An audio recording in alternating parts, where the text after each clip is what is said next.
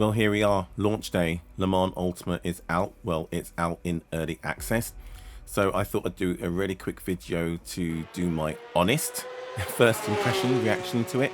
A few caveats I have to throw out is, unfortunately, as we know, early access means it did not launch with VR support. And if you've been following my channel for a while, you know that I am limited to only being able to race or fly in VR. So the layout of the race menu overlaying the track, it just looks cleaner. It looks a little bit more modern. You've got all the information you need on the screen, the session lengths, the session weather, the time, what time is left in the session as well. The live timing window looks very familiar. It looks what you would expect to see in a current modern game, or even one of the third-party overlays that you would get where you've got the badges for the different marks as well. The setup menu again looks nice. It looks clean. It's probably quite similar to what we've got in R Factor 2, to be honest.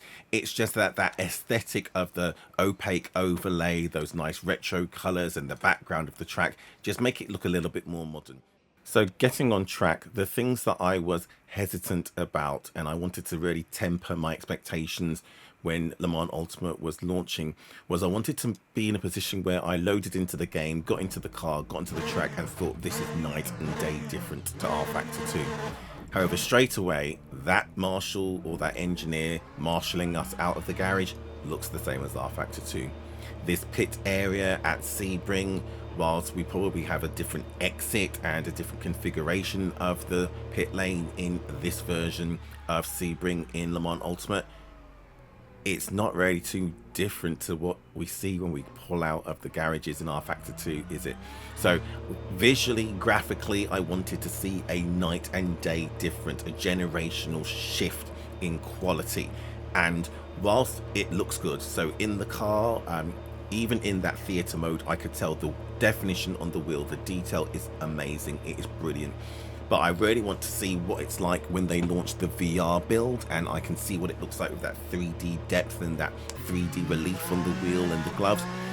Because at the moment, whilst it looks good, it looks nice in the car, it looks good in R Factor 2 already. Now the track surface, the grass, the dirt, the foliage, when I looked at it initially, I just stopped and thought I can't see a huge difference. So when I saw the very first Le Mans Ultimate trailer, the Ferrari going around at Monza, I saw all the hype surrounding it, and obviously some of it was marketing PR saying, oh my gosh, it looks amazing, it's visually stunning, and oh, can you hear those sounds? And I messaged one of my friends and I said, is it just me, or do you just see R Factor 2? Now, again, I didn't want to be negative, I didn't want to be overly pessimistic, I needed to wait until the game launched to actually see it. And again, caveat, I need to wait until there's actual VR support so I can do a head-to-head with Automobilista 2, with Assetto Corsa, with Assetto Corsa Competizione and R Factor 2. But even now, watching the video back in 2D on a HD 4K screen, I'm still looking at it going, I do not see a huge delta between what I could see in R Factor 2 and what I'm seeing in Le Mans Ultimate. What I hoped it wouldn't be, and it's early access, is I hoped it wouldn't be a new game launching which ostensibly was a mod packaged on top of R Factor 2 released as a new title. And I love the fact that we will have WEC. The World Endurance Championship is definitely one of the most vibrant, most exciting championships that we could have in sim racing. So I'm really looking forward to the game launching proper with a full set of features, and that includes proper triple monitor support, I should say, for those that do the triple monitors. Because at the moment, I spoke to a friend and they have a triple monitor setup. Whilst there is an option in the menu for multiple screens, what they said is missing is that ability to in-game really tweak and refine your triple monitor setups like you can in other titles. You've got to go into the INI files, or they've actually, Sim Racing GG, go check out their channel, they'll do a video on it. They're actually going to go and copy across their R Factor 2 INI file details into Le Mans Ultimate to set up their triple monitor setup. That's crazy. However, again, I wanted to see that there's a huge difference, and I couldn't see it in that trailer video. And even the most recent racing footage that came out a few days ago at Fuji, I still said I don't see it. I don't see a huge generational shift, considering when R Factor 2 was released, considering what the modding community have done to Assetto Corsa, and then considering that whilst in VR it loses some of it, it's difficult to get the same level of detail and quality that you can in 2D. Assetto Corsa Competizione, when you've got the graphics set properly, it looks almost real. Again, Sim Racing GG, go and look at their most recent video where they did the Bathurst 12-hour, and they did about a 10-minute race, but they did Bathurst 12-hour. Go and look at that video. That is Assetto Corsa Competizione, and tell me if for a brief moment you don't look out the windscreen and think it's real. I don't see that in Le Mans Ultimate. I don't look out the window and think that looks real. It doesn't look bad. It doesn't look bad in any way whatsoever, but it doesn't look hugely different to what I see in R Factor 2. Now again, I need to wait until VR support is released, get into VR, and then compare. Then see how it looks in a VR 3D environment compared to R Factor 2, Assetto Corsa Competizione, and most definitely compared to Automobilista 2, which is the granddaddy of all sim racing titles in VR. When it comes to the sound, again, there were rave reviews about how great the sound was in the Le Mans Ultimate videos, how realistic the cars sound to the real life counterparts. And again, even listening back to it now and listening to it in real time, it sounds good, it sounds nice, but it doesn't sound hugely different or hugely better than what I can hear when sat in Automobilista 2. It doesn't sound hugely different and hugely, and I mean like magnitudes of order better than what you get in Assetto Corsa Competizione. Hell, with some of the mods that you get in R Factor 2 and in Assetto Corsa, again, what I'm hearing in Le Mans Ultimate at the moment does not sound significantly better than what you hear in them either. Again, that does not mean it sounds bad. It's not that it sounds bad at all. It's just, it's a new title in 2024. My expectations for launch, whether that's early access or that's the full feature release, is that this game comes out and it makes a huge statement. It lays down a marker and challenges iRacing for its dominance. It lays down a marker and says this is the title that has the levels of quality, the levels of detail, whether that's in the cars, whether that's in the tracks, whether that's in the audio, whether that's in the physics, whether that's in the visuals, to stand it as the title to take the crown. That it be the title that potentially, if it can get the community behind it and it can get the logistics and infrastructure for community racing behind it, could be the challenger to iRacing's dominance. And I'm not sure it is, not yet. What I have to say though is there is definite improvement in the visuals when it comes to the UI and the in-game HUD and those overlays. So when you look at the standings top left, that looks as good as though it were one of the third-party overlays like Race Labs. And compared to what you had in R Factor 2, which still looks exactly the same as R Factor, which, yeah, looked like crayons in 2020, this overlay, this HUD is definitely a huge improvement. Huge thumbs up, huge thumbs up. But let's be honest, that was a low bar, a low hurdle to clear. It needed to be better. What it has brought from R Factor 2 is it's brought that awesome force feedback. So even in these initial laps, it was difficult to drive in that. Remember, this is in Steam VR theater. It's not real VR. So it's like sitting in a theater hall or in a movie theater in the 8th row. You're not there in front of the dash. You're about 6 to 12 feet back in reality.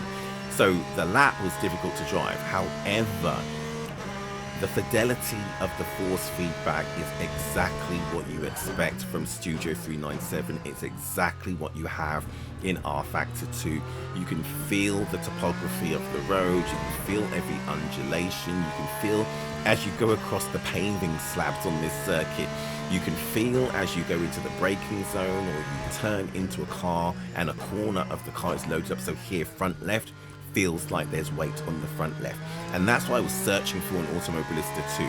So it's brilliant to see that it is still there and present in Le Mans Ultimate, but it should be.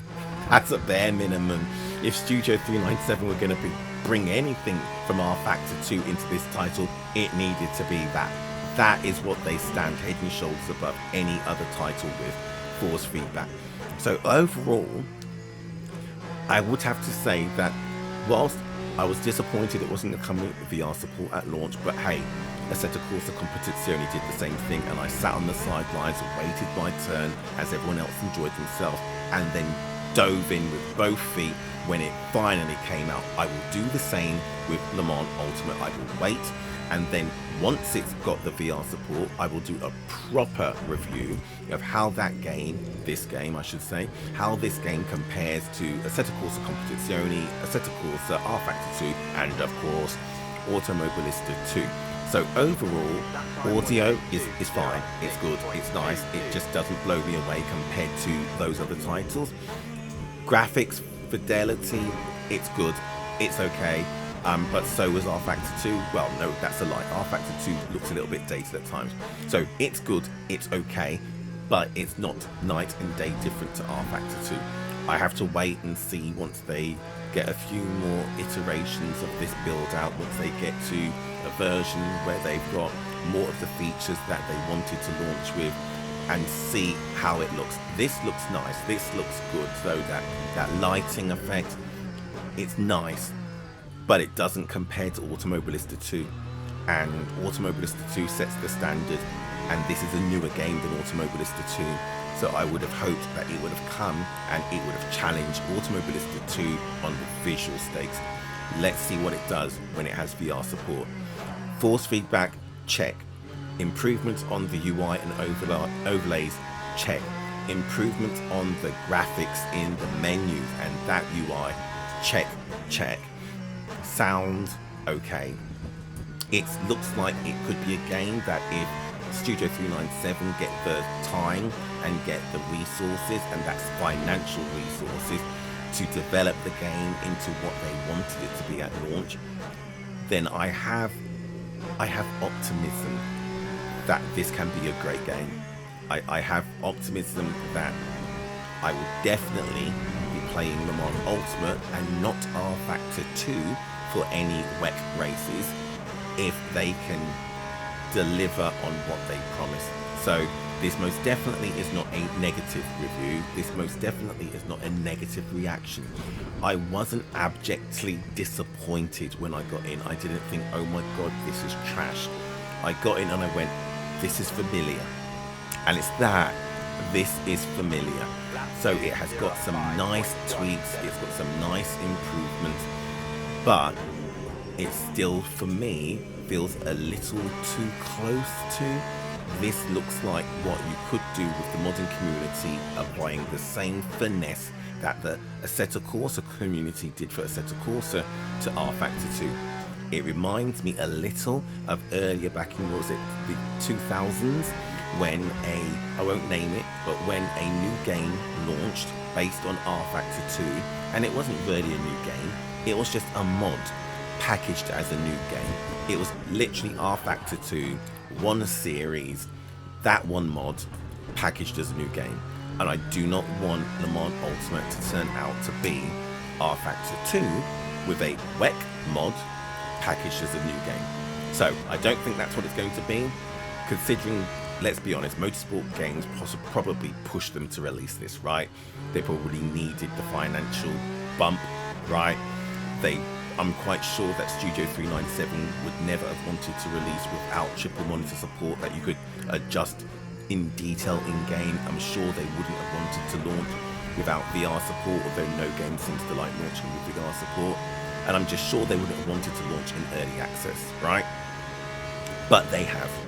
So we have to remember we're consumers. We're not fans of these studios. We're not fans of these publishers. We are consumers. We are paying for a product. So there will be a load of other videos out on YouTube and other platforms that will just be lauding the game, and there'll be people who will fanboy it from the start, and they will lambast anybody who says anything that sounds anything like a critique, no matter how constructive. But we have to remember we're paying for this product. We do have a right to say the product should meet a minimum bar to demonstrate good value for money. Right now, at £25, yeah, I'd say this is worth £25, most definitely. If they had charged £60 to £70, then I'd have questions. I would feel a little bit cheated. But at £25, you're not losing anything.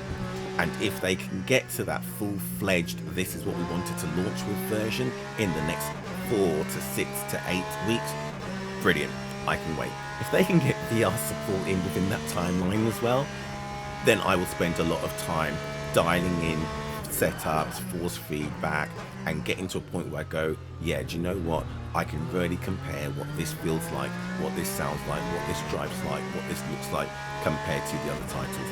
Until then, let me know in the comments, have you already bought the early access? Have you done laps? Have you got initial impressions? Are you over the moon with how well it's launched and what it's come with? Or are you abjectly disappointed and wondering why a studio would ever release a game in this state? So, what's your thoughts? Add it in the comments. And if you wouldn't mind liking and subscribing, that would be great.